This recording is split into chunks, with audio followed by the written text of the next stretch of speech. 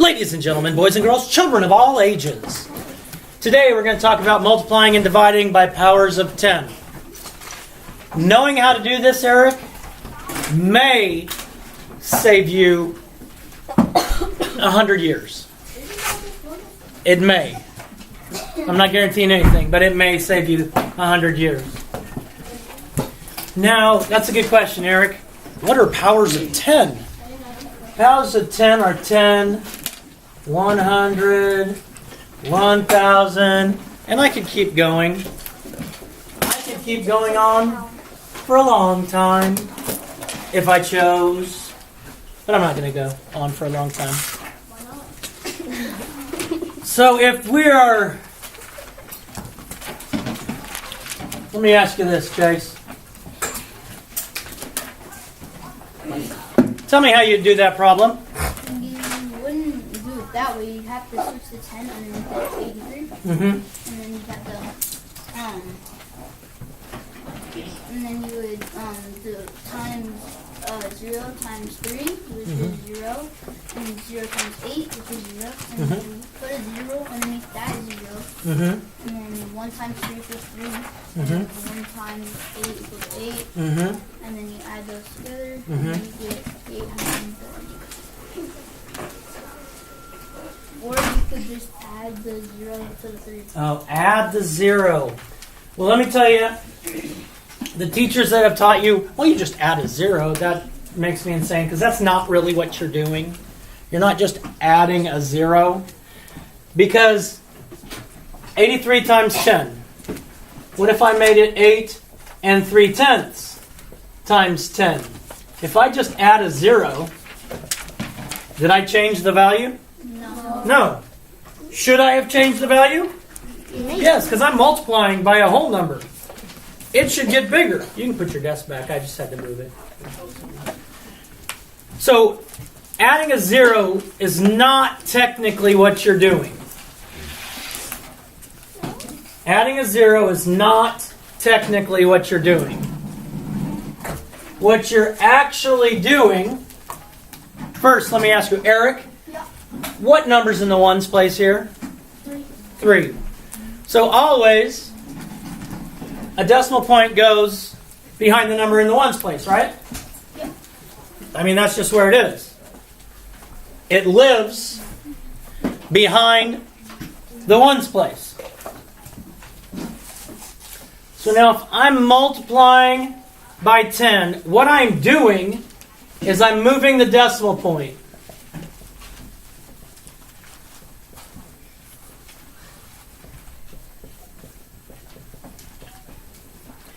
And by moving the decimal point, I just have to look at how many zeros there are. And that's how I'm moving the decimal point. So, for example, Chase, what's this number? 83. Okay. Chase, what's that number? 83 Just 83, right? That's the value of that number. Yeah. Okay? That's why I can put that decimal point here, because it's the same value. It is, Eric. Stop arguing with me. Okay? So, when we're multiplying by 10, we're moving the decimal point, or any power of 10. And if we're multiplying, it goes to the right. And it goes to the right the same number of zeros that you have. So how many zeros are in 10, Eric? What? Oh, 1. So if I have 83, there's my decimal point. I just told you the decimal point has to move to the right, one place value, because I'm multiplying by 10. I have to have something to hold it there, right? I can't just have 83 and then decimal point over here. That'd be weird. So I have to put the 0 there. So this equals 830. Okay, but let me show you. Okay, Chase worked it out. Let me show how quick we can do this here.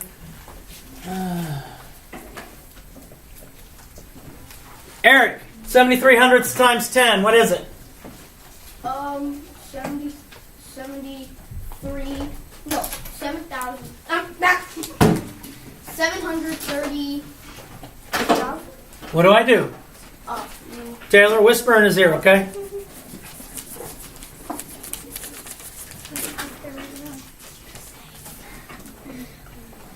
That's mine, probably. Hold on, I have a question real quick. Yes. Why are you just picking on me and Chase? I don't know. Yeah, that's really Yeah, why you do that? What did I do when I had 83? How far did I move the decimal point? One space. One space to the... Right. So if I move the decimal place one space to the right, that number becomes... Where's my decimal point? In between the two numbers. In between the two numbers. So what's my answer? 7.3. Or if you're actually a fifth grader, you would say it like 7 and 3/10. 7 3/10. Okay? Knowing to do that, it makes it faster. Let's look at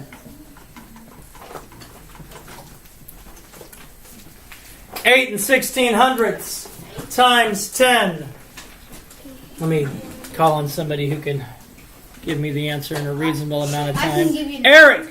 Are you serious? Why? 8 1600ths times 10. Why are you just calling on me? Would you answer my question? You do that, and then move the decimal to the right, and then you multiply it by 10. So what's my answer? 80, 81, and 60 hundredths. 81 and 6/10ths, or 81 and 60 hundredths, or 81 and 600 thousandths, all the same value. 81 and 6/10ths. When I multiply by 10, I move the decimal point one place to the right. I like that song. Because multiplying, I want the product to be bigger. If I'm multiplying by whole numbers, I want my product to be bigger than what I start with. So let's look at multiplying by 100. Don't you dare call me again. Don't say no. Do it. He's gonna call him in. Unreasonable 7 and 6/10ths times 100. So, Reagan, when we multiplied by 10, we move the decimal point one place to the right, correct? When we multiply by 100, how far to the right do you think we're going to move it? 2 spaces to the right. So if I move it here, 1, I have to move it again, so I can just put it there. And if I move it, it's not here anymore. It moves to there. Because like, if I move Eric to Mr. W's classroom right now because he's driving me insane, he's not still here. He's over there. So he can't be in both places. What if I wanted to? So you're exactly right, Reagan. Then my answer would be 760. Because you have to move the decimal point 2 places to the right.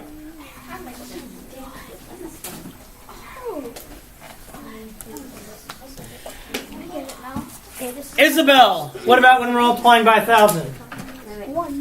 3 places to the right. So by 10, you move it 1 place to the right. Wait, Yes. what if there's no numbers? Like, what if it's 7.6 times 1,000? There's All right. not that many places. That's good. 7.6 times 1,000. Okay? So tell me how many places I need to move it. 3. 3.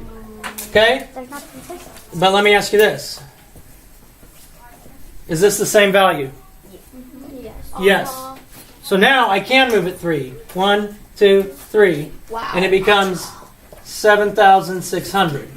All I gotta do is put zeros behind, as long as it's behind the decimal point, just have to put zeros back there. Because it doesn't change the value. Doesn't change the value. Now I So multiplying by 10, decimal point to the right once. Multiplying by 100, decimal point to the right twice. Multiplying by 1,000, decimal point to the right 3 times. See, this will save you a lot of time if I had to go through and I did the traditional algorithm, and I went, let's see, 1,000 times 7.6, I'd have to go 0, 0, 0, 6, put a 0 there, 0, 0, 0, 7, and then 0, 0, 0, 6, 7, one number behind the decimal point. I mean, that's kind of a beating when really all I have to do is move the decimal point. Celise. So, depending on the amount of zeros you have, is that how many places you have to move? Yes. Based on the amount of zeros you have, that's how many places you have to move it. But now, I said multiply and divide by powers of 10. This is where it stays just as easy. Oh, okay. Well, yay. He's joking. He's pranking us. Dividing, you just move it the other direction. Because when you're dividing, you want to make the number smaller. Are you writing any of this down? That's why you have the journals out. When you're dividing, you want your quotient to be smaller. So if I had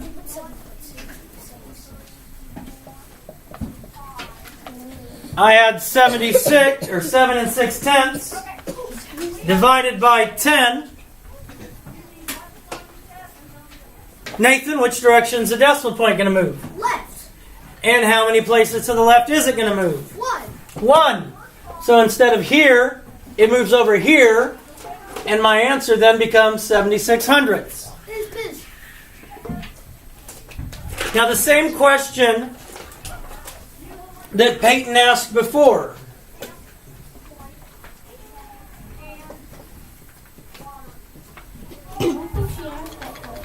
She asked, what if there aren't zeros here to move it? Okay? Peyton, where's my decimal point in the number 18? What number's in the ones place? 1. No? Oh, 18. 8. The 8's in the ones place. My decimal point's always right behind the ones place. Peyton, we're dividing, so which direction is my decimal point going to go? To the left. Good. We're dividing by 1,000. So how many times is my decimal point going to go to the left? 3. Well, if I move it 1, then I move it 2. Wait a minute, Peyton. I don't have another place to move it. So what do I do? 0. Thank you, Peyton. Oh, sorry. So my answer is going to be 18 thousandths. 18 thousandths. Mommy. 3. Oh. Wow. 9, 9, 9.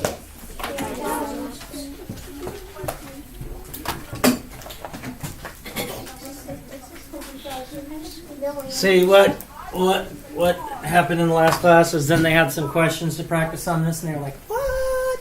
And I was like, "Well, just all you have to do it." And they're like, "What?" And I'm like, "Just moving the decimal point. Did you write your notes down?" They go, "Notes? I thought I just had my journal on my desk for absolutely nothing." Wow. All right, I'm going to put 3 problems up. I'm going to put 3 problems up. And I want you to try and solve them. So let's take... Who's right? That's not right. Get your facts right.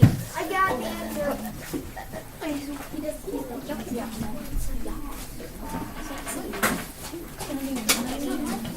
Oh, that's a lot of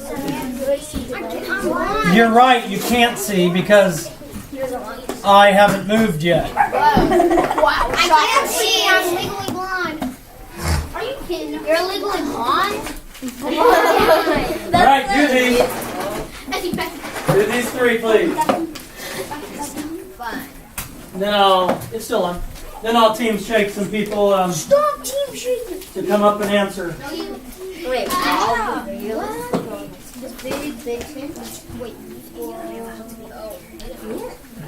In your notes, it tells you which direction you move to multiply and which direction you move to divide.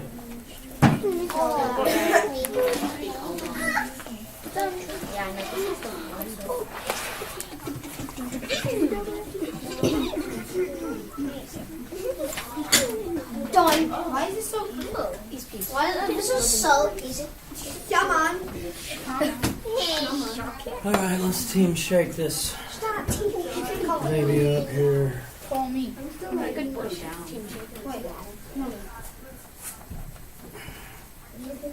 Sophia, 10 and 7/10 divided by 10 equals.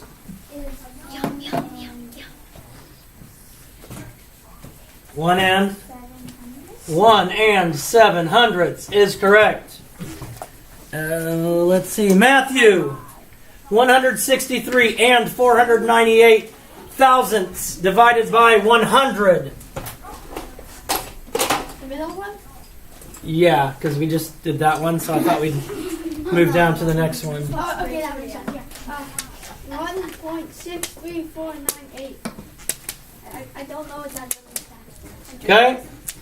1 and 63,498 hundred thousandths. I knew how to say that. Okay. Good. Good, good, good. Good. Good. And Paul. Paul in 73 and 20 hundredths times 100. The bottom one. It is 7,320. Good. 7,320. You forgot the decimal. You don't have to put Well, if it's at the back, I don't have to put it. Yeah, you don't have to put But I know my zero's in my ones place, so I could put it there. If I wanted to. If I wanted to. Yay, I'm all correct. I made a 100. Good for you. What questions do we have? None. Yes. Isn't there a way we can conserve like the zeros and you can put in like if it was 700, you could do 7 by the power of 2, like, but so there'd be like 7 and 2. No, It's 2 0. not in that. That's that 700, and you put the 2 up there, or 7, and you put the 2 up there. Just means you're multiplying 7 times 7. The exponent just tells you how many times you're multiplying the base. So 8 to the third power is 8 times 8 times 8, which is not 24. Don't say 24. 24. It's 64. Boom, shakalaka, peace out. God bless, love you. Do something kind today. Subscribe and sponsor.